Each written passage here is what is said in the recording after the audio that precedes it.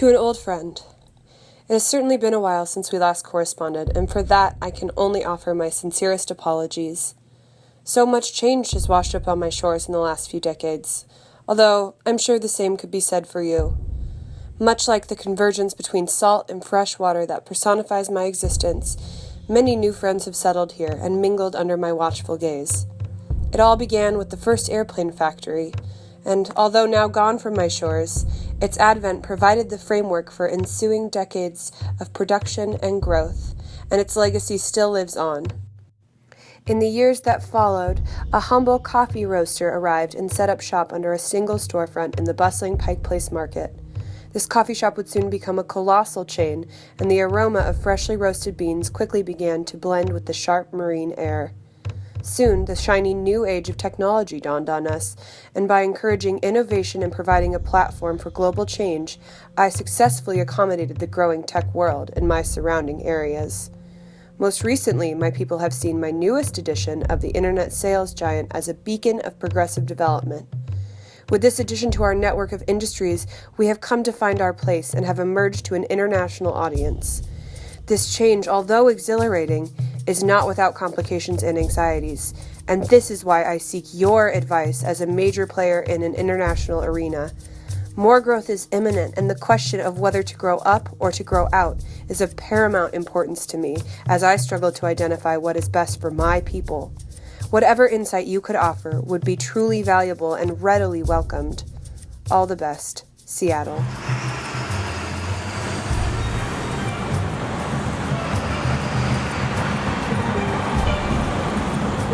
Dear Seattle, in this city, the stars in the sky shine as brightly as the ones whose faces feature covers of magazines and stare back at us from our screens. Not to be forgotten are the tour buses making their way through Beverly Hills, searching for those very same symbols of celebrity, or the various stelliform blocks filled with brass and terrazzo acknowledgments which I've erected in their honor. People flock to me from far and wide to find the magic. That is the industry I embody. If there is anything I've learned from the dream factory that defines my existence, much like the mingling of salt and fresh water has defined yours, it's this. Your reputation will always precede you, so it better be a good one however you build it. Some advice. Get a good publicist. We certainly have an abundance of them here if you'd like a recommendation. There's a saying in my city that no press is bad press, although perhaps that's just the press talking.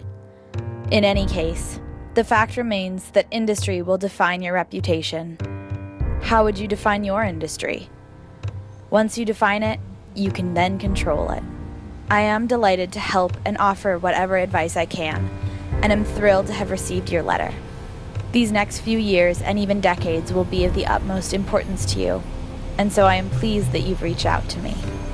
Regards, Los Angeles.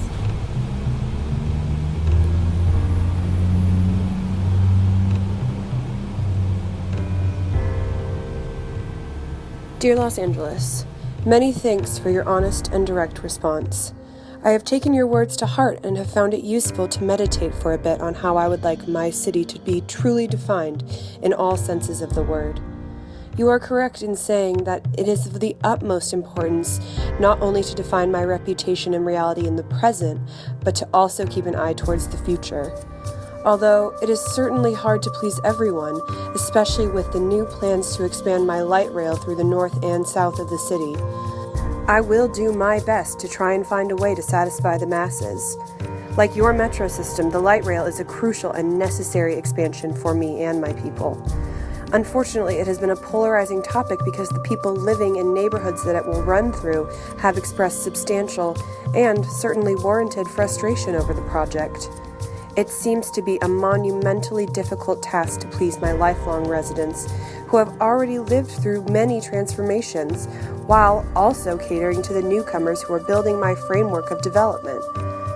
Hopefully, this expansion can be carried out in such a way that the benefits outweigh the costs. What are your thoughts on this decidedly delicate subject? Respectfully, Seattle. Next stop, Pine Street and 9th Avenue, Convention Place Tunnel Station, U.S. District Dear Court, Seattle, Washington. transportation will always be a difficult topic, but don't stress about it too much because your people will eventually come to accept the necessity of expansion. I'm glad you mentioned it, actually, because I've been geographically divided due to my substantial size.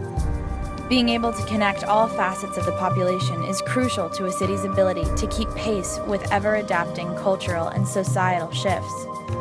This is where I have struggled, because the public's opinion on cars has changed drastically in the last few years. Where they once shined as a symbol of independence whose spectacle filled my streets and called for the construction of vast highways, now they represent pollution, excess, and privilege. It is a debate that is difficult to stay on the right side of, and since the next big thing is always on the horizon, one must always try to be a few steps ahead of the game. Easier said than done, obviously. Cars aside, one secret I will let you in on is the importance of water. People forget that water is our most precious natural resource, and further, that to control water is to control the future. That might sound sensational or oversimplified, but it is true. You are lucky to be surrounded by vast bodies of water. Use it to your advantage. I urge you to go to great lengths in order to achieve aquatic ingenuity, but make sure to do so in a planned and controlled manner. Now is not the time for rash decisions. Until next time, Los Angeles. Please stand clear. The doors are closing.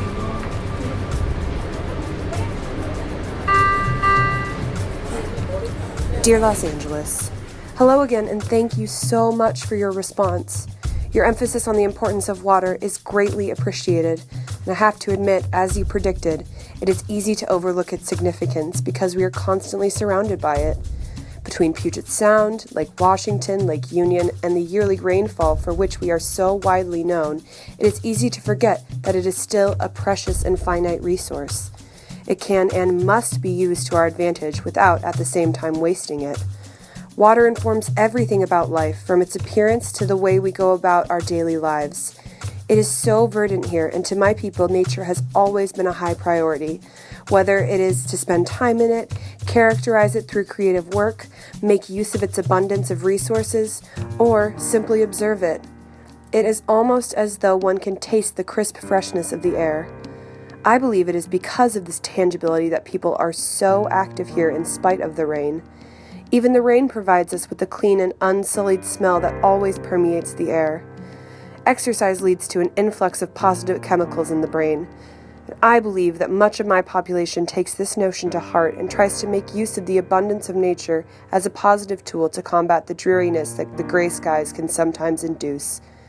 It must be different for you, though, since your weather is almost the polar opposite of mine. How do your people make use of the beautiful weather and resources that you have to offer them? Best, Seattle.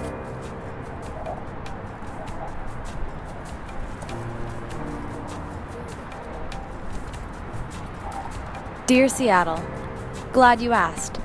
The weather is definitely different here in Southern California, although I would say that among my people there is a similar emphasis on utilizing all that I can offer them in terms of atmosphere and resources. I am certainly unique in that the sun rises in the desert and sets in the ocean, and those two aspects have helped to define my aesthetic and reputation. There is something truly special about the light here, which cannot be underemphasized. It has been explained scientifically as a specific stillness present in the air, although I think we all believe there's a little more enchantment to it than that. The stars don't twinkle here, but rather shine stilly, as the sun's power can be seen in the sharpness of every shadow and in the glow that reflects off of everything and everyone here. That being said, it is certainly known that our air is not pure, especially compared to yours, but it is something we are actively working on. While your people are inspired by the freshness and crispness which permeates your atmosphere, my people are inspired by the shimmering light which illuminates everything it touches. And I think our people's interaction with nature is something that characterizes each of us, respectively. In a lot of ways, we really aren't that different. Best, Los Angeles.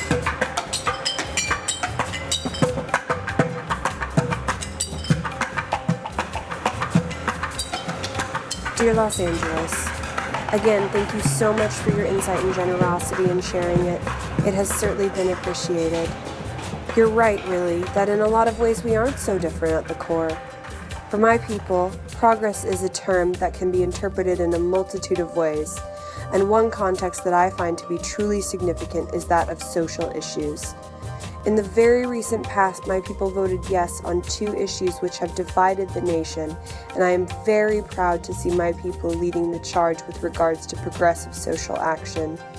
My people deeply care, and I cannot help but to continue to highlight the importance of this, because I find that it truly portrays the character of my population. Like you said though, we really aren't so different, except that you know so much more about presenting yourself and your people to a global audience. I am undoubtedly proud of my population and want to sing its praises to the world, but I feel as though I need to learn more about projecting and magnifying the qualities of which I am proud. I have much less experience being in the public eye and want to ensure that I put my best foot forward. Thanks, Seattle.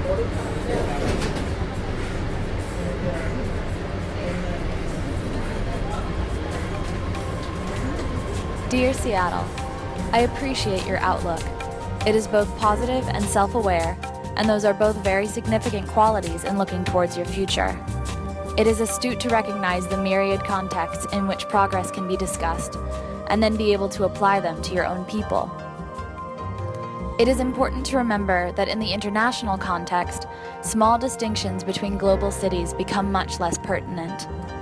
We see the world around us differently than they see us, and at the end of the day, we will always be our own harshest critics. So in that context, I would advise you to think globally about how you are perceived. Don't stress too much about the little things and keep in mind the big picture. Let your people speak for themselves and for you by proxy. It is okay if some of what they project isn't perfect. I certainly am a strong example of that sentiment. The world likes to assume that my inside is no more genuine than my made-up exterior, and it can be very difficult to convince people otherwise. But underneath all my glamour lies one of the most socially conscious and progressive populations in the country. So I guess the best advice I can give in that respect is that you can never judge a book by its cover. It's a little cliché, but aren't we all? Sincerely, Los Angeles.